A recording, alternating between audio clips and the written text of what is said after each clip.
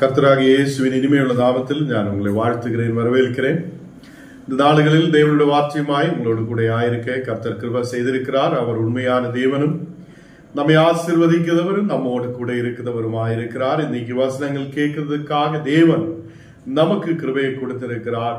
அவர் உண்மையானவர், அவர் வாக்கு மாறாத தேவன். நாம் ஜெபிக்கலாம். எல்லாரும் கண்ணுகளை மூடி நாம் ஜெபிக்கலாம். ஆண்டவரே, இந்த ராத்திரி வேளையிலப்பா உம்மை துதிக்க, உம்முடைய வார்த்தைகளை தியானிக்க, உம்முடைய வசனங்களை கேட்க நீர் கிருபை செய்தீரே, அதுக்காக நன்றி.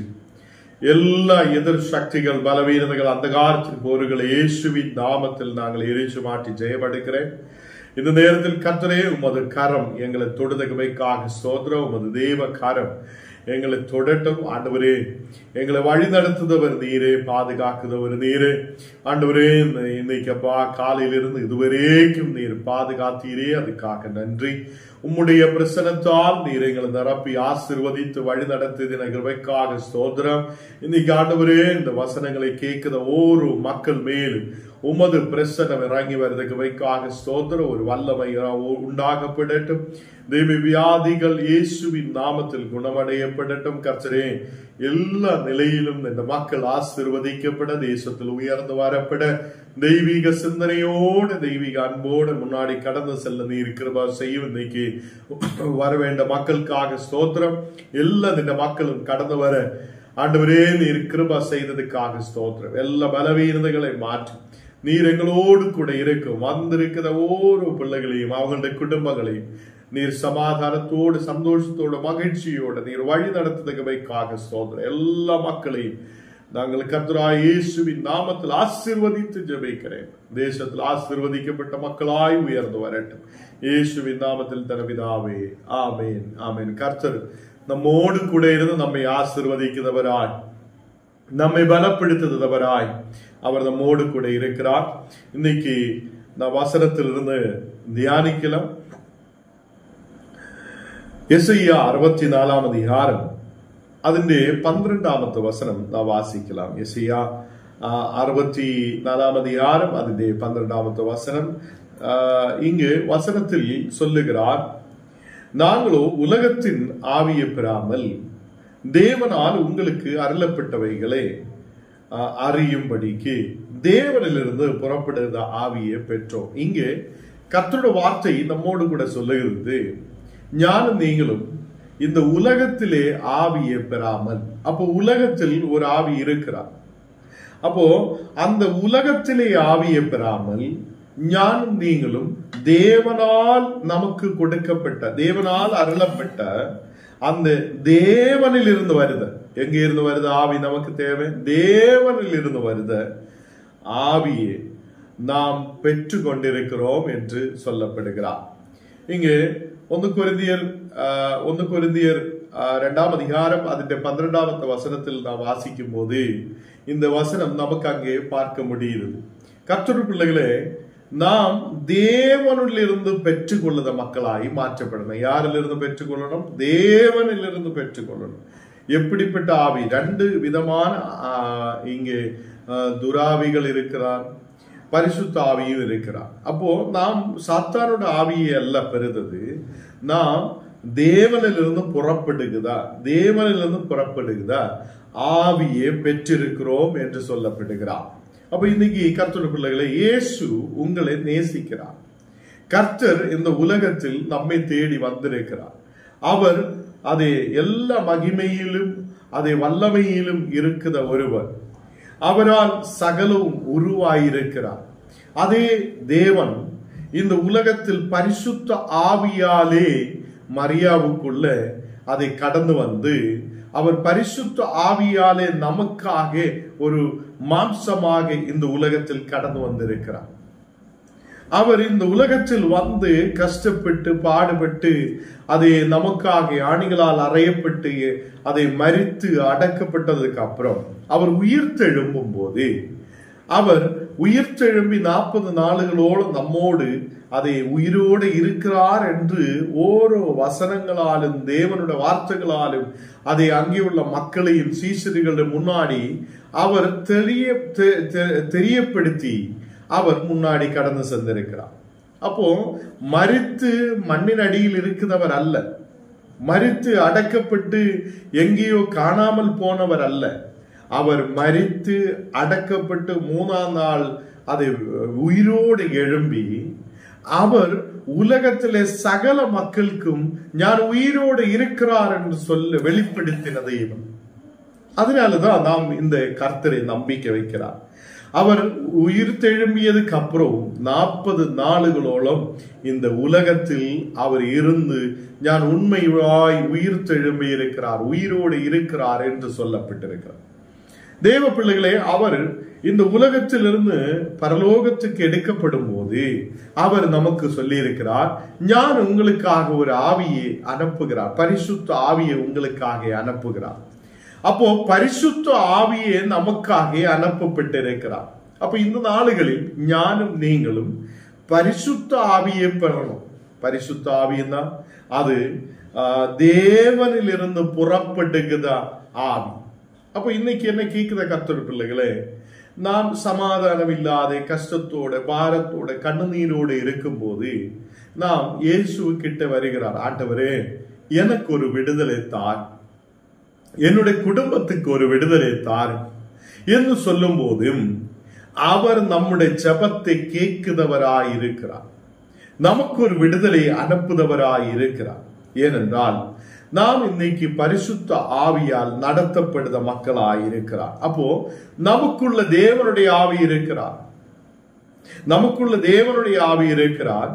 நாம் இந்த உலகத்திலே ஆவியை பெற்றுக்கொண்ட மக்கள் அல்ல, இந்த உலக பிரகாரம் நடக்கிற மக்கள் அல்ல. இன்னைக்கு அநேகர் என்ன செய்கிறார், உலகத்தை பார்த்து ஓடுகிறார், காலையில் எழும்புகிறார், உலகத்துக்கு ஏற்ற மாதிரி நடக்கிறார். அப்போ கஷ்டம், பலவீனம், பிரச்சனைகள், கவலைகள், டென்ஷன்கள் அப்படியே அவங்களோட வாழ்க்கையை கொண்டு போகிறார். இந்த நாளுகளில் தேவனில் இருந்த ஆவியை பெற்றுக்கொண்ட மக்கள் ஜபத்தோட ஆராதனையோட கர்த்தரையோட துதிகளை ஏறெடுத்து ஆண்டவருக்காக முன்னாடி போகிற பிள்ளைகளாய் காணப்படும். இங்கு எசையா 64ஆம் அதிகாரம் அதிന്റെ 4ஆம் வசனத்தில் வாசிக்கும் போது, தேவனே, உமக்கு காத்திருக்கிறவர்களுக்கு நீர் செய்பவைகளே நீரே அல்லாமல் உலக தோற்றம் முதல் கொண்டு ஒருவரும் கேட்டுட்டும் இல்லை, செவியால் உணர்ந்ததும் இல்லை, அவைகளை கண்டதும் இல்லை என்று சொல்லப்படுகிறார். அப்போ நமக்கு கிடைக்கிற ஆசீர்வாதம், தேவனால் நமக்கு கிடைக்கிற நன்மைகள் உலக தோற்றம் முதல் கொண்டு ஒருவரும் அது கேட்டதில்லை, ஆண்டவருக்கு தான் தெரியும். அப்போ யாரும் கேட்காத, யாருடைய செவியிலும் உணராதிருக்குதா, யாரும் உணராதிருக்குத, யாருடைய செவியும் கேட்காதிருக்குத, யாரும் உணராதிருக்குத, யாரும் கண்டதும் இல்லாத ஒரு பெரிய ஆசீர்வாதத்தை தேவன் நமக்கு கட்டளையிடும், ஒரு பெரிய சமாதானத்தை தேவன் நமக்கு கொடுப்பார். கர்த்தருடைய பிள்ளைகளே, அதை இங்க தேவனுடைய வார்த்தை சொல்லுது, தேவனே உமக்கு காத்திருக்கிறவர்களுக்கு நீர் செய்பவைகளே. அப்போ கர்த்தருக்காக காத்திருக்கிற பிள்ளைகள். அப்போ எனக்கு உங்களுக்கு எப்படி ஒரு விசுவாசம் வரும், எனக்கு உங்களுக்கு ஒரு விசுவாசம், நான் தேவனுக்காக காத்திருக்கிறேன்.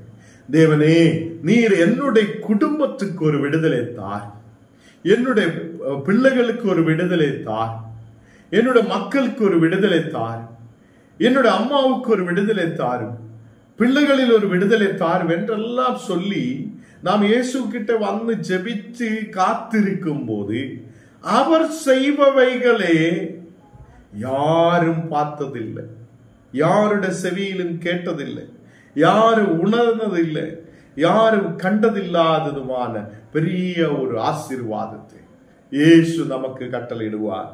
அப்போ கர்த்தருடைய பிள்ளைகளே, இந்த நாளுகளில் தேவன் செய்த அற்புதத்தை யாருக்குமே தெரியாது. தேவன் செய்த அற்புதம், அதை அவர் முன்னவே கொடுக்கப்பட்டிருக்கிற வாக்குத்தத்தங்களை நிறைவேற்றுத தேவன், அவர் நமக்காக செய்து முடிக்கிற தேவன். அப்போ அவர் மரித்து அடக்கம் பண்ணப்பட்டு மண்ணிலே சேர்ந்தவர் அல்ல, ஹல்லேலூயா. இன்னைக்கு என்ன கேட்கிற கர்த்தர் பிள்ளைகளை, ஞானும் நீங்களும் உலகத்தில் இருக்கிற எல்லா மக்களும் இறந்து போனதால் அவங்களும் மண்ணில் மண்ணாய் சேரும். இயேசு அப்படி அல்ல. அவர் மண்ணில் மண்ணாய் சேர்ந்தது இல்லை. ஏன்னு தெரியுமா? அவர் இந்த உலகத்திலே மனிதனாலே பிறந்தவர் அல்ல. அவர் இந்த மனிதனுடைய இச்சையாலே பிறந்தவன் அல்ல. அவர் இந்த உலகத்திலே மாம்ச கிரியைகளாலே பிறந்தவர் அல்ல. அவர் இந்த உலகத்திலே இரத்தத்தாலே பிறந்தவர் அல்ல. அவர் பரலோகத்திலிருந்து பரிசுத்த ஆவியாலே பிறக்கப்பட்டவர். ஞானும் நீங்களும் அப்படி அல்ல. நம்ம இரத்தத்தாலே பிறந்தவங்கள், அம்மாவுடைய அப்பாவுடைய இச்சையாலே பிறந்தவங்கள். ஞானும் நீங்களும் மாம்சத்தாலே பிறந்தவங்கள். அதனாலே மண்ணிலிருந்து எடுக்கப்பட்ட ஞானம் நீங்களும் மண்ணிலேக்கு கடந்து செல்லுகிறார். இன்னைக்கு என்ன கேட்கிற கர்த்தர் பிள்ளைகளே, நாம் உலகத்தில் எவ்வளவு பெரிய படிப்பு இருந்தாலும், எவ்வளவு பெரிய செல்வங்கள் இருந்தாலும், எவ்வளவு சம்பாதித்து என்று சொல்லியால் கர்த்தரை தேடாமல் இருந்தால் நாம் எங்கே ஆயித்தீரும்? நமக்கு எப்படி முன்னாடி கடந்து செல்ல முடியும்? இந்த உலகத்திலே நம் வாழ்க்கை முடிந்து விடுவது இல்லை. ஞானும் நீங்களும் கர்த்தரோடு கூட வாழ முடியும். நமக்கு இனி ஒரு வாழ்க்கை இருக்கிறார். அது இந்த உலகத்தில் மண்ணிலிருந்து எடுக்கப்பட்ட ஞானும் நீங்களும் மண்ணிலேக்கு கடந்து செல்லுகிறார். பட் நமக்குள்ள இருக்கிற ஆவி அது கர்த்தருடைய இடத்திலேக்கு கடந்து செல்லுகிறார். அதனாலே எனக்கும் உங்களுக்கும் தேவனுடைய ஆவி தேவைப்படுகிறார். தேவனுடைய ஆவியாலே பிறக்கப்பட்ட மக்களாய் நாம் மாற்றப்படட்டும். தேவனுடைய ஆவியாலே பிறக்கப்பட்ட மக்களாய் நாம் காணப்படட்டும். கர்த்தருடைய பிள்ளைகளை, இன்னைக்கு என்னை கேட்கும் போதே நீங்க சொல்லணும், கர்த்தராய் இயேசு உண்மையாக மனிதனால் பிறந்தவர் அல்ல. இந்த உலகத்தில் மனித இச்சையாலே பிறந்தவர் அல்ல. இந்த உலகத்தில் அவர் கடந்து வந்தது தேவனால். அவர் கடந்து வந்திருக்கிறார். உன்னையும் என்னையும் நேசிக்கிற தேவன், என்னையும் உங்களையும் நேசிக்கிற தேவன். அவர் ஒருபோதும் உன்னை கைவிட மாட்டார். அவர் ஒருபோதும் உன்னை தள்ளிவிட மாட்டார். ஒருபோது உன்னை அதை தூரமாய் தள்ளிவிடுதவர் அல்ல. மனிதர்கள் நம்மை தள்ளிவிடலாம், மனிதர்கள் நம்மை தூரமாய் ஒதுக்கி விடலாம். பட் தேவன் நம்மை நேசிக்கிறவராய் இருக்கிறார். அவருடைய அன்பினாலே ஞானம் நீங்களும் பாவங்களில் இருந்து ஒரு விடுதலை பெற்றவராய் இருக்கிறார். இந்த உலகத்தில் அவர் நமக்காக கடந்து வந்து நமக்காக அவருடைய சரீரத்தையும் இரத்தத்தையும் நமக்காக கொடுத்திருக்கிறார். தேவ பிள்ளைகளே, நாம் கேட்டுட்டில்லாத, நம்முடைய செவியால் அதை கேட்காத, நாம் உணராத, நம்முடைய மனசில் நமக்கு தெரியாததான, நாம் கண்டதும் இல்லாததான பெரிய ஆசீர்வாதத்தை கொடுக்க தேவனால் முடியும். கர்த்தர் அவர் அதிசயத்தையும் அற்புதத்தையும் செய்த தேவன். அவர் நம்மை விடுவிக்க வல்லவராயிருக்கிறார். அப்போ தேவ பிள்ளைகளே, நீங்களும் இந்த உலகத்திலே ஏதோ ஒரு ஆவியை பெற்றவர் அல்ல. நீங்கள் தேவனிலிருந்து கடந்து வருதா? அப்போ தேவனிலிருந்து வருதா ஆவியை பெற்றவங்களாய் நாம் காணப்படுகிறோம். அப்போ இந்த உலகத்தில் நம்முடைய சரீரம் மண்ணினால் சேரப்பட்டாலும் ஆவிக்குரிய சரீரம் அது தேவனோடு கூட ஆயிருக்கும் என்று ஞானம் நீங்கள் விசுவசிக்கிறார். அப்போ கர்த்தர் பிள்ளைகளை, இந்த உலகத்தில் நாம் எது நேடினாலும் நமக்கு கொண்டு போக முடியாது. இந்த உலகத்தில் நாம் எதெல்லாம் சம்பாதித்து வைத்தாலும் அது நமக்கு கொண்டு போக முடியாது. இந்த நாளுகளில் ஒரே ஒரு விஷயம்தான், கர்த்தருடைய வார்த்தை ஒருபோதும் மாற்றம் இல்லாததா இருக்கிறார். அது உங்களை பலப்படுத்துவார், உங்களுடைய குடும்பங்களை பலப்படுத்துவார், உங்களுக்கு ஒரு விடுதலை கர்த்தர் அனுப்புவார். இன்னைக்கு நாம் சொல்லணும், ஆண்டவரே உம்முடைய ஆவியால் என்ன நிரப்புங்க, தேவனிலிருந்து வருத அந்த ஆவியை எனக்கு கொடுங்க, பரிசுத்த ஆவியால் என்ன நிரப்புங்க. ஆண்டவரே என்னையும் கழுகி பரிசுத்தப்படுத்துங்க, என்னுடைய குடும்பத்துக்கு ஒரு விடுதலை தாருங்க என்று சொல்லி நாம் ஜெபிக்கட்டும். எல்லாரும் கண்ணுகளை மூடலாம், ஜெபிக்கலாம்.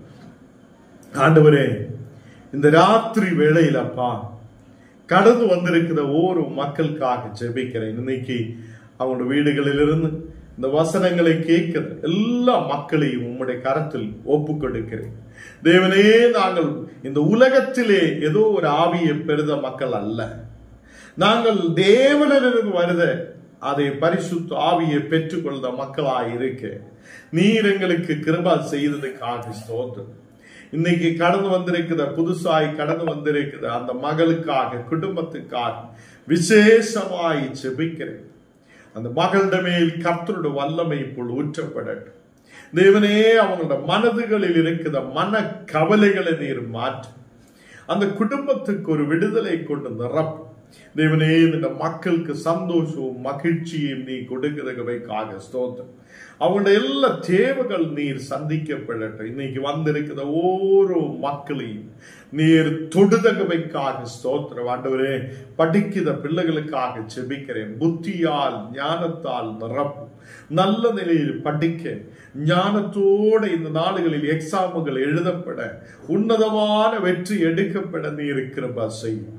அதே மாதிரி அப்பா, இன்னைக்கு யாரெல்லாம் கட பிரச்சனையோடு வந்திருக்குதோ அந்த கட பிரச்சனைகளில் இருந்து ஒரு விடுதலை நீர் அனுப்பும். ஆண்டவரே, எங்களுக்கு ஒரு விடுதலை கொடுக்க நீர் உண்மையான தேவன். எங்களை வழி நடத்த நீர் உண்மையான தேவன். இந்த நேரத்தில் ஆண்டவர் எல்லா கட பிரச்சனைகளில் இருந்து ஓரோ குடும்பங்களை நீர் விடுவிக்கிறதுக்காக சோத்திரம். ஆண்டவரே, உம்முடைய பரலோகத்தில் இருந்து வருகிறது அதை ஆவியால் எங்களை நிரப்பும். ஆசீர்வாதத்தால் எங்களை நிரப்பும். தெய்வீக சிந்தனையால் எங்களை நிரப்பும். ஆண்டவரே, நாங்களும் ஆண்டவரே உம்முடைய பிள்ளைகளாய் மாற்றப்பட நீர் கிருபை செய்யும். இன்னைக்கு வந்திருக்கிற ஓரோ மக்களுடைய எல்லா வியாதிகள், பலவீனதைகள் நீர் எடுத்து மாற்றுவதற்காக ஸ்தோத்திரம். வியாதிகள் இயேசுவின் நாமத்தில் குணமடையட்டும். இன்னைக்கப்பா, ஓரோ குடும்பங்களிலே சமாதானம் இல்லாத கண்ணீரோடு பாரத்தோடு இருந்து இனி என்ன செய்ய வேண்டும் என்று யோசிக்குதா அந்த மக்கள் மேலும் அது பிரசன்னம் ஊற்றப்படட்டும். ஒரு சமாதானத்தை கொண்டு நிரப்பட்டு தெய்வீக கிருபை அந்த குடும்பங்களில் இறங்கி வருவதற்காக ஸ்தோத்திரம். தேவனே, இன்னைக்கப்பா வந்திருக்கிற ஒவ்வொரு மக்களையும் உம்முடைய கரத்தில் ஒப்பு கொடுக்கிறேன். எல்லா தடைகளை மாற்றி, எதிர் சக்திகளை மாற்றி, அந்த காலத்தின் கிரியைகளை அழிச்சு, எல்லா மந்திர தந்திர கிரியைகளிலிருந்து விடுதலை கொடுத்து நீர் ஆசீர்வதிக்கிறதுக்காக ஸ்தோத்திரம். நீரே பரிசுத்தராய் கூட இரு. இவ்வளவு நேரம் நீர் எங்களோடு கூட இருந்தீரே, அதுக்காக நன்றி. நாங்கள் உம்முடைய ஆவிக்குரிய ஆசீர்வாதங்களை பெற்றுக்கொண்டு தேசத்தில் ஆவிக்குரிய மக்களாய் இருக்க நீர் எங்களுக்கு கிருபை செய்ததுக்காக ஸ்தோத்திரம். இயேசுவின் நாமத்தில் தரபிதாவே, ஆமென்.